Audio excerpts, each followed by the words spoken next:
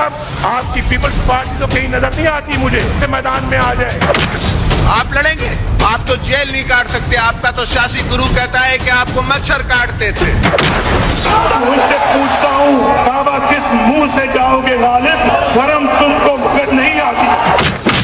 क्या मुझे वो आंसू इनके याद नहीं है जो इनने रो रो के अपने जेलों में हालत की थी? कागजी शेर, ये जरदारी, अनारी सब एक है, ये सब एक है। ये मौलवी को क्यों तकलीफ हो रही है आज?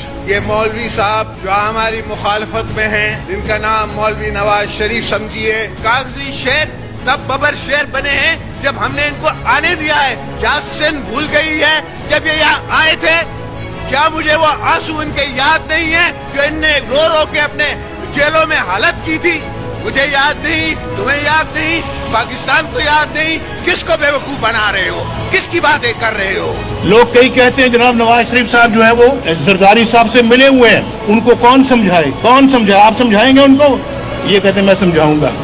जरदारी के पास जाएंगे। फिर चैलेंज कर रहा हूं आप सबको, जो मर्जी करना इकट्ठे हो जाओ, सब इकट्ठे हो जाओ, जो भी करना है। मेरा ये अल्लाह से वादा है कि मैं आपको एक आदमी को नहीं छोड़ूंगा जिसने इस मुल्क का पैसा चोरी किया।